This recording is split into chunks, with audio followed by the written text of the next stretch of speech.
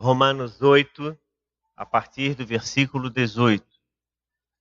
Nos diz o seguinte, o texto: Porque para mim tenho por certo que os sofrimentos do tempo presente não podem ser comparados com a glória a ser revelada em nós. A ardente expectativa da criação aguarda a revelação dos filhos de Deus. Pois a criação está sujeita à vaidade, não por sua própria vontade, mas por causa daquele que a sujeitou, na esperança de que a própria criação será libertada do cativeiro da corrupção para a liberdade da glória dos filhos de Deus. Porque sabemos que toda a criação a um só tempo geme e suporta angústias até agora. E não somente ela, mas também nós, que temos as primícias do Espírito, igualmente gememos em nosso íntimo, aguardando a adoção de filhos, a redenção do nosso corpo. Porque na esperança fomos salvos. Ora, esperança que se vê não é esperança, pois quem espera o que está vendo? Mas se esperamos o que não vemos, com paciência aguardamos. A ardente expectativa da criação aguarda a revelação dos filhos de Deus. A terra está em angústias, é o que a Bíblia diz. Os profetas já diziam que a terra está de luto, porque o que só prevalece nela é matar, roubar e destruir. E parece que realmente quando a gente olha os noticiários, às vezes a impressão que a gente tem é que o nosso coração fica mais angustiado ainda. Já não basta, às vezes, as difíceis tarefas que nós temos no nosso cotidiano, ainda às vezes a gente vai assistir jornal na hora de uma refeição, por exemplo, que é algo absolutamente ruim para a saúde e desnecessário. Eu confesso para vocês que há mais de um ano que lá em casa nós não assistimos televisão aberta. Não que nós tenhamos simplesmente dito assim, nós não vamos mais assistir, mas porque a gente começou a perceber que era mais um membro dentro da família. E um membro que não interage com a gente, ele só transmite aquilo que ele quer. E nós é que somos, de fato, os receptores, os espectadores. Então, a gente parou. Nós selecionamos aquilo que nós vemos. Tá, mas e aí notícias, o que é que faz? Olha, hoje em dia os aplicativos aí de notícias são aos montes. Então, eu criei aqui dentro do meu celular uma pastinha, né, com vários jornais. E hoje em dia tem até um site aí, o Google Notícias, que ele faz o resumo de todas as notícias e coloca ali para você. E está sendo muito boa a experiência. Não tem feito falta nenhuma assistir telejornais e outras tantas coisas. A gente, pelo contrário, tem se tornado mais criterioso agora, mais do que nunca, na escolha e na seleção das coisas que a gente assiste dentro de casa. Incrivelmente, eu digo para vocês, a gente não se torna alienado por causa disso. Né? A gente continua sabendo de tudo que se passa, só que existe uma coisa muito importante que você ganha. É a autoridade e assim o direito de escolher aquilo que você quer ler e quando você quer ler e como você quer ler. Essa é uma liberdade que se ganha. Como falei, as notícias elas são as mais assustadoras e essa semana realmente a gente ficou aí alarmado com duas situações absolutamente assim imprevisíveis. O primeiro foi o massacre lá em Suzano, São Paulo. Dois jovens, um de 17 e outro de 25. Todos sabemos o que aconteceu, não há necessidade de entrar em detalhes. Tiraram a vida de outros jovens. Eu que sou professor, olhando aquela cena, fiquei assim, consternado, extremamente arrasado. Porque quantas vezes a gente, dentro da escola, a gente vê os alunos reunidos em grupo. Aí, de repente, chega alguém simplesmente e solta contra aquele grupo que está totalmente inofensivo ali, né? Todo o seu ódio, seja lá o que for. Coisa semelhante aconteceu na nossa aqui madrugada de quinta para sexta-feira, na Nova Zelândia, quando aquele homem que já se entregou tirou a vida de 49 pessoas que estavam orando dentro de uma mesquita. Então, os locais de ataque hoje em dia eles estão se tornando os mais improváveis possíveis. Escolas, templos religiosos, shopping centers, festas, lugares em que as pessoas não estão preparadas. Esses ataques eles não acontecem, por exemplo, a quartéis. É claro que não. Eles não vão acontecer a militares armados e preparados. Eles vão acontecer em grupos, em pessoas que estão ali pacificamente reunidas por algum motivo, por alguma razão. Uma das coisas que também está sendo trazida à tona é que o ataque de sexta-feira ele foi transmitido ao vivo. O assassino ele teve o cuidado de se conectar à rede mundial de computadores, colocar sobre a cabeça uma câmera e, na medida em que ele entrava no local, ele filmava e transmitia ao vivo tudo o que ele estava fazendo. E esse vídeo, então, tem circulado aí por grupos de WhatsApp e por redes sociais no mundo inteiro. Então, esse é um tipo de coisa que realmente assusta. Assusta aqueles que têm mais idade, aqueles que são mais jovens, aqueles que estão no meio do caminho, aqueles que, como eu, têm uma filha de 3 anos e que espera que ela viva num mundo de paz, num mundo melhor. São coisas que nos assustam, são coisas que nos impressionam. E nós, como igreja, não podemos simplesmente olhar essas coisas e não dizer nada, e não fazer nada. Não que nós vamos agora sair às ruas, ou enfrentar ou confrontar pessoas desse tipo, mas eu acredito que nós, como cristãos, temos uma arma à nossa disposição, que ela é silenciosa, e Jesus nos deixou muito claramente como que nós podemos usá-la. Ele disse: vós sois o sal da terra e a luz do mundo. E eu que gosto de cozinhar, sei que o sal é algo imprescindível no processo de alimentação, e você também sabe disso. E que a ação do sal no alimento, ela não pode ser visível, ela tem que ser perceptível. Se você enxergar o sal, você não vai botar nenhuma colher dessa comida na boca. Agora, o sal ele tem que ser dosado. Então, quando Jesus disse para os seus discípulos, vocês são o sal da terra, ele está dizendo que a nossa presença no mundo, ela tem que ser uma presença muito mais perceptível do que necessariamente visível.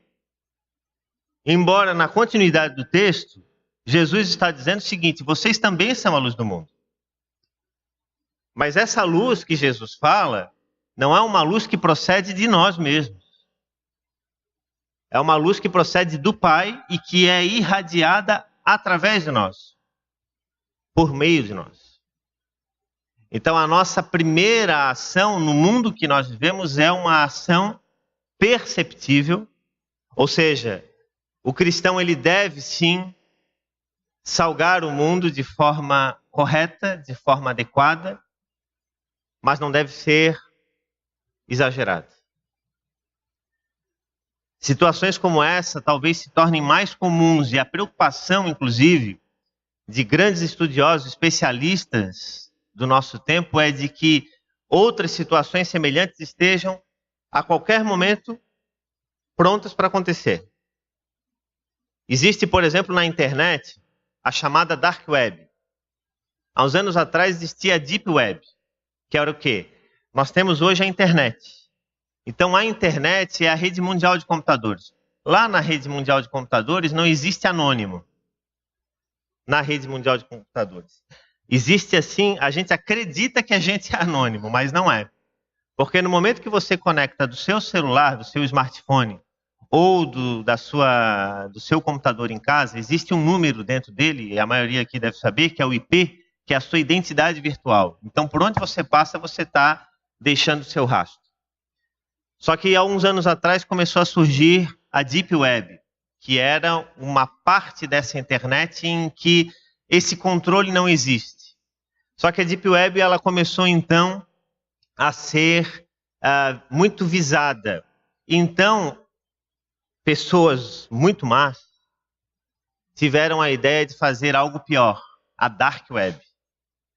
Então, nessa Dark Web é o lugar em que assassinatos são encomendados, pessoas são vendidas, drogas são disseminadas e tudo de pior da existência humana é transmitido por lá, porque não existe ainda mecanismos plenamente capazes e suficientes para saber quem são essas pessoas. E os atentados dessa semana, todos eles foram armados, foram pensados e discutidos nessa Dark Web, em fóruns, em bate-papos, em grupos de conversa nessa internet. Mas todas essas coisas que eu estou falando para você, embora elas assustem, não nos devem fazer sair daqui dessa manhã da igreja mais pesados e mais amedrontados. E a Bíblia nos fala que o amor vence o medo. Que no amor não existe o medo. E que antes do perfeito amor lança fora o medo. E esse tem sido um versículo que nós temos lá na nossa cozinha, um quadro de giz. E eu disse para Renata assim, olha, toda semana agora eu vou colocar um versículo diferente aqui nesse quadrinho, que vai inspirar a nossa semana. E aquele quadrinho está com o mesmo texto desde que a gente colocou há mais de um ano. 1 João 4,18. Do amor não existe medo, antes do perfeito amor lança fora o medo. Porque eu entendo que isso é o mais essencial para que a gente comece a semana, porque quantas vezes a gente começa a semana com medo, quantas vezes a gente vive a nossa vida com medo, medo de uma enfermidade, medo da violência, medo de faltar dinheiro, medo de perder alguém, medo de andar nas ruas, medo de ir ao shopping, medo de ir à igreja, medo de ir à escola. E o que eu acredito é que essas pessoas que planejam esses ataques, eles querem é que nós tenhamos medo sim. E que não façamos a resistência devida. Mas como falei, a resistência cristã que nós devemos e podemos fazer é uma resistência de fé. É uma resistência para a vida, uma resistência que procura, então, mudar a forma como esse mundo que nós vivemos vive. Por isso que o apóstolo Paulo coloca naquele versículo do capítulo 8, versículo 19, dizendo que a ardente expectativa da criação aguarda a revelação dos filhos de Deus. Esse texto de Romanos 8, ele é como se fosse assim o texto máximo do Novo Testamento, porque nesse texto de Romanos 8, o apóstolo Paulo fala sobre a liberdade dos filhos de Deus, a liberdade da glória dos filhos de Deus, sobre o sair do cativeiro, do medo que nos prendia, o medo da morte, o medo de se perder no mundo. E é exatamente isso que o apóstolo Paulo procura dizer aqui nesse texto bíblico, e ele de uma forma muito clara, ele diz assim, a terra sim está gemendo como uma mulher que está em trabalho de parto. É o que o texto bíblico está dizendo. E tudo que existe no mundo caminha para um futuro em que Deus vai se manifestar definitivamente. Mas enquanto esse finalmente não acontece, nós somos chamados para viver com os pés no chão da existência hoje. Embora a gente tenha uma esperança de vida eterna, a gente não pode viver com o nosso coração, com o nosso pensamento lá na frente. Porque senão a gente se esquece de viver o presente. E a pergunta que a gente sempre deve se fazer é o seguinte: como nós temos vivido o presente? Como nós temos cuidado das coisas ao nosso redor, da nossa casa, da nossa alimentação, da nossa vida, da nossa saúde? dos nossos filhos, da nossa igreja, das nossas relações. Às vezes a gente está tão focado com as coisas que vão acontecer que a gente se esquece de cuidar das coisas que estão mais próximas de nós, que são mais possíveis de serem administradas. Aquela frase antiga que se tornou clichê, foi propaganda, propalada aos quatro cantos, todo mundo conhece. Que só existem 2 dias no ano que você não pode fazer nada. É o dia de amanhã e o dia de ontem. Porque o ontem já foi, o amanhã virá, você não sabe. Então faça o que você tem que fazer hoje. Os romanos, eles criam isso de forma muito clara, porque eles usavam uma expressão, a máxima, que dizia o seguinte: carpe diem, aproveite o dia. E mais, eles falavam o seguinte, que o tempo foge, tempus fugit. Então aproveite da melhor forma possível a vida que você tem hoje. Mas seja um bom cristão, uma boa cristã, leve esperança para as pessoas que estão ao seu redor. Caminhe na contramão desse mundo que dá autoridade para as estruturas de poder, que dá autoridade para a dominação, que dá autoridade para a usurpação. E caminhe pelo evangelho simples, um evangelho que se preocupa e ocupa com as pessoas. Tudo isso que a gente tem visto no mundo que a gente vive é resultado de uma ruptura que aconteceu lá no Éden. De uma escolha que foi feita pelo casal original, por Adão e Eva, de governarem as suas próprias vidas. E nós vimos o que isso fez que acontecesse no mundo. E todas as vezes que o mundo vai de mal a pior, é porque homens e mulheres ainda não conseguiram compreender o que Jesus fez. E continuam ainda querendo governar as suas próprias vidas. E todas as vezes que eu tento governar a minha vida, todas as vezes que eu tento me preocupar com coisas das quais eu não consigo ter controle, eu fico mais nervoso, eu não durmo à noite. E assim é a humanidade que a gente vive. Porque se a gente tem essa sensação, e isso é algo muito interessante que acontece com nós seres humanos, porque a gente sabe que Deus cuida de nós. Nós sabemos isso. Nós sabemos que Deus é providente. Mas a gente tem a mania insistente de fazer as coisas como se Deus não fizesse o que Ele faz. Porque parece que quando a gente tem um controle, parece que a gente tem assim a chance de governar a nossa vida, ou a pretensão de achar que a gente governa a nossa vida. Talvez a nossa postura, a nossa atitude devesse ser como a que Jesus ensinou na sua oração dominical, uma crença, uma convicção e uma confissão constante. Seja feita a tua vontade, assim na terra como nos céus.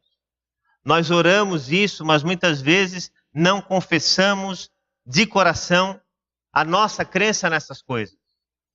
Nós confiamos, mas desconfiamos. Como eu já mencionei uma vez aqui, de uma vez, uma jovem que tinha se casado e ela e o esposo me procuraram para receber aconselhamento e ela disse isso na frente dele: olha, pastor, eu confio no meu marido desconfiando. Então eu disse: então você não confia. Porque ou você confia ou você não confia. Não existe meia confiança. Então, no nosso relacionamento com Deus, acontece a mesma coisa. Ou você confia ou você não confia. Agora, não é algo fácil para lidar. É algo muito difícil e é algo que exige muito esforço da nossa parte.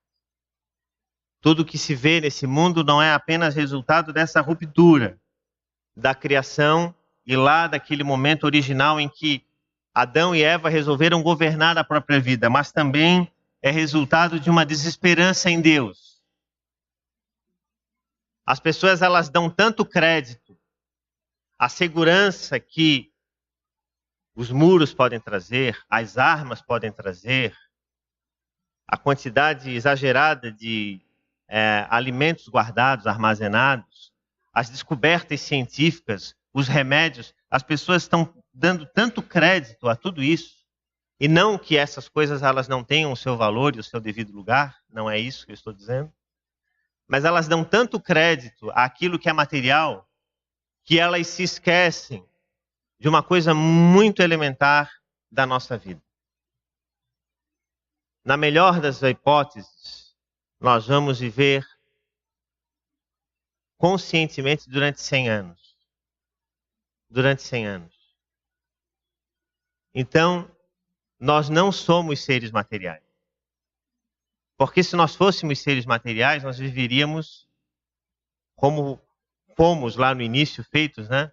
Para viver fisicamente eternamente. Mas no momento em que o pecado veio para o mundo, ele tirou essa potência de nós e nós nos tornamos seres mortais. Então nós somos seres, sim, mais espirituais do que materiais. E isso é algo extremamente difícil de nós compreendermos. Mas de que maneira a consciência disso pode melhorar a nossa vida? De forma muito clara e muito simples. Essa semana, enquanto lia essas notícias a respeito dos atentados e dos fatos terríveis que a gente acompanhou durante a semana, eu estava numa rede social e eu sigo lá numa rede social profissional o Bill Gates, que é um dos fundadores da Microsoft e é considerado um dos homens mais ricos do mundo.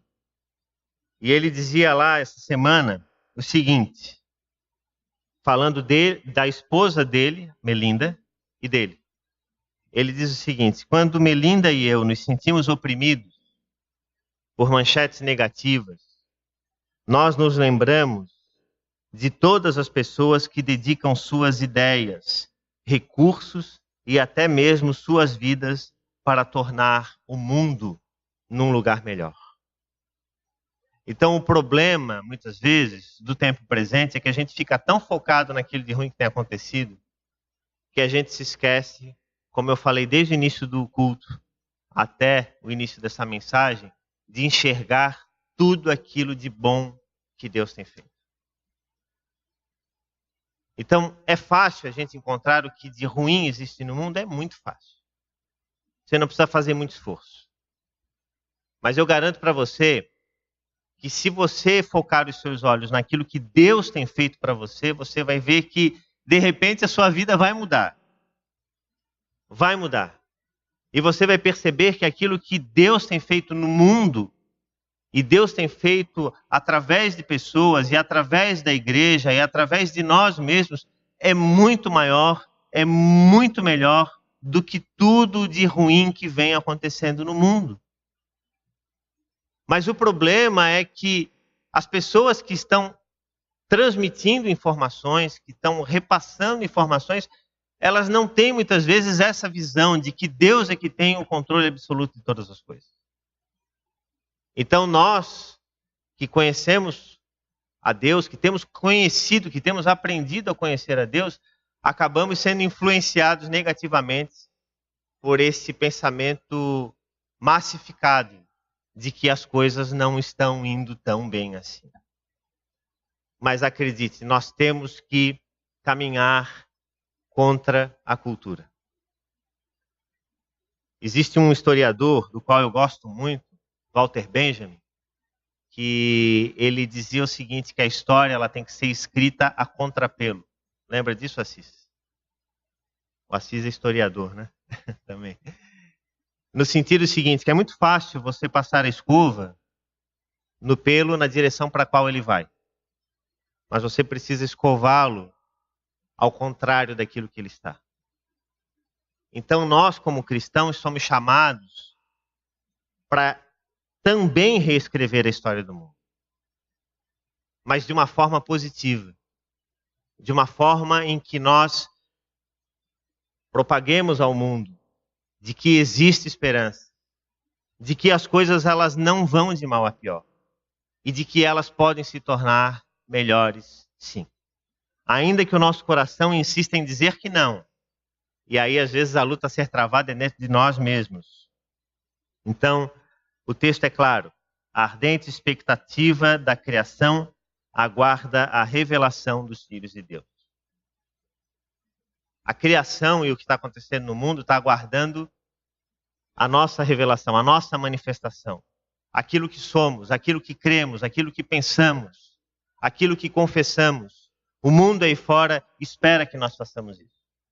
E a pergunta a ser feita é: será que nós temos feito? Que Deus nos abençoe e nos ajude nessa empreitada. Amém.